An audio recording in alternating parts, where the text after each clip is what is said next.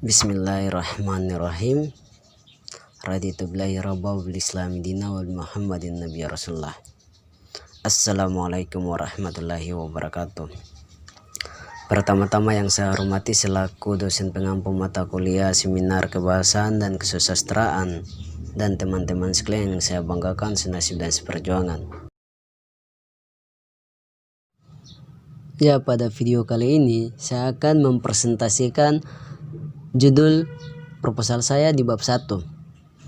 Judul proposal saya yaitu analisis unsur tokoh dan penokohan novel Tuhan Izinkan Aku Menjadi Pelacur karya Muhyiddin M. Dahlan dengan pendekatan psikologi siswa kelas 11 SMA Al-Khairat Labuhan. Ya, bab 1 ada pendahuluan. Di pendahuluan ada latar belakang, rumusan masalah, tujuan penelitian, dan manfaat penelitian. Ya, latar belakang. Karya sastra erat kaitannya dengan kehidupan. Penyebab utama lahirnya karya sastra adalah penciptaannya sendiri. Karya sastra merupakan buah pikiran dari seorang pengarang. Setiap pengarang pasti mempunyai ide yang berbeda-beda dan karya yang dihasilkan pun tidak sama. Mereka mempunyai ciri khas yang berlainan antara satu dengan yang lainnya. Meskipun terdapat perbedaan di antara pengarang-pengarang itu, tetapi permasalahan yang dibahas mereka hampir sama, yaitu permasalahan tentang kehidupan. Pembelajaran sastra di sekolah masih sangat jauh dari harapan serta kurang menggairahkan. Hal ini disebabkan karena kurangnya metode dan pendekatan analisis yang dimiliki oleh para guru bidang studi bahasa Indonesia di sekolah, sehingga berdampak dalam apresiasi peserta didik terhadap karya sastra. Bahkan boleh dikatakan pembelajaran analisis sastra di sekolah yang menyenangkan, tetapi tidak ada yang mau mempelajarinya lebih mendalam. Hakikat pembelajaran sastra adalah untuk mengasah kepekaan perasaan dan penghalusan budi pekerti siswa terhadap realita. Sastra memberi kesenangan dan pemahaman tentang kehidupan. Novel merupakan sebuah karya fiksi yang tidak terlalu panjang dan juga tidak terlalu pendek. Novel menggambarkan sesuatu secara bebas, lebih rinci, lebih detail, dan lebih banyak melibatkan berbagai permasalahan yang lebih kompleks. Novel dibangun dari sejumlah unsur, dan setiap unsur akan saling berhubungan serta saling menentukan, sehingga semuanya akan menyebabkan novel tersebut menjadi sebuah karya yang bermakna dalam hidup. Karya fiksi seperti novel perlu digaji secara mendalam sehingga unsur-unsur pembentukan karya fiksi tersebut dapat diketahui secara tepat. Umumnya kegiatan itu disertai oleh kerja analisis.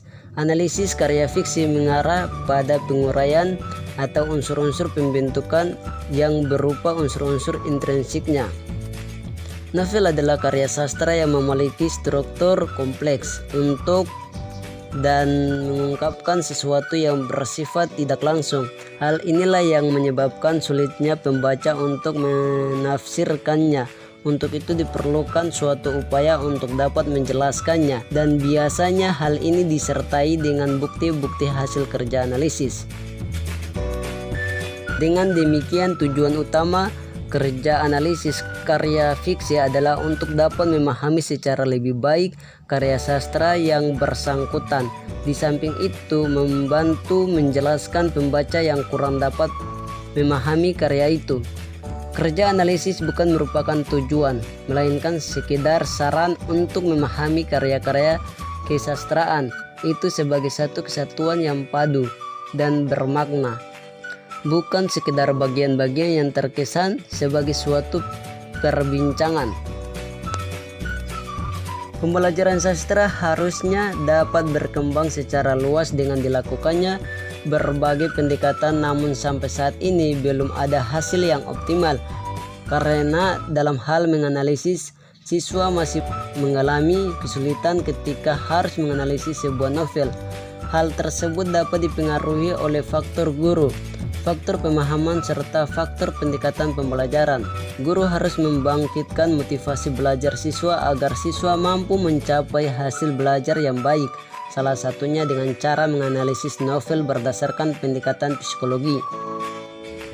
Pendekatan psikologi mempunyai 4 kemungkinan pengertian.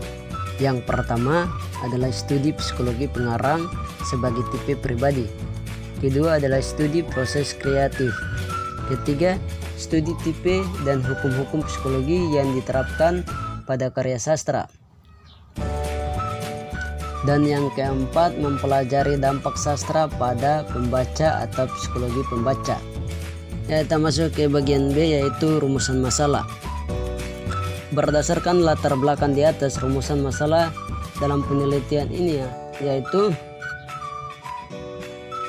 yang pertama, apakah ada kemampuan siswa dalam menganalisis unsur tokoh dan penokohan novel Tuhan Izinkan Aku Menjadi Pelacur karya Muhyiddin M. Dahlan, siswa kelas 11 SMA Al-Khairat Labuha. Yang kedua, bagaimana hasil menganalisis unsur tokoh dan penokohan novel Tuhan Izinkan Aku Menjadi Pelacur karya Muhyiddin M. Dahlan, siswa kelas 11 SMA Al-Khairat Labuha. Dan di bagian C, yaitu tujuan penelitian. Berdasarkan rumusan masalah di atas, penelitian ini bertujuan untuk yang pertama, mendeskripsikan kemampuan menganalisis unsur tokoh dan penokohan novel Tuhan Izinkan Aku Menjadi Pelacur karya Muhyiddin M. Dahlan, siswa kelas 11 SMA Al-Khairat Labuha.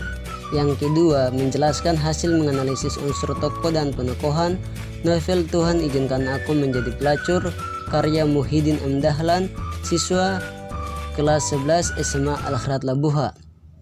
Dan yang bagian D, yaitu manfaat penelitian.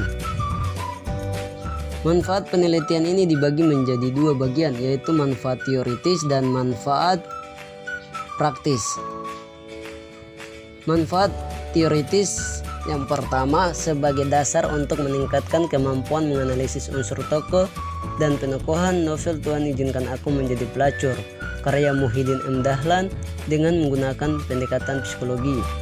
Yang kedua, memperkaya konsep atau teori yang terkait ilmu pengetahuan, khususnya dalam menganalisis unsur tokoh dan penokohan novel Tuhan Izinkan Aku Menjadi Pelacur karya Muhyiddin M. Dahlan dengan menggunakan pendekatan psikologi. Yang kedua, manfaat praktis. Yang pertama, meningkatkan kemampuan menganalisis unsur tokoh dan penokohan novel Tuhan Izinkan Aku Menjadi Pelacur karya Muhyiddin M. Dahlan dengan menggunakan metode psikologi. Yang kedua, menambah pengetahuan siswa dalam menganalisis unsur tokoh dan penokohan novel Tuhan Izinkan Aku Menjadi Pelacur karya Muhyiddin M. Dahlan dengan menggunakan pendekatan psikologi. Yang ketiga, dijadikan masukan yang berarti bagi guru untuk meningkatkan kinerjanya dengan memberikan pengetahuan bagi siswa dalam pembelajaran di kelas. Yang keempat, dipergunakan untuk meningkatkan kualitas pembelajaran di sekolah dan menciptakan siswa yang lebih berkualitas. Mungkin itu saja yang dapat saya sampaikan atau saya presentasikan mengenai judul penelitian saya. Lebih dan kurangnya saya meminta maaf yang sebesar-besarnya. Akhir kata dari saya, kebersamaan adalah hal yang terindah dalam setiap kehidupan. Wabillahi taufiq wal hidayah. Wassalamualaikum warahmatullahi wabarakatuh.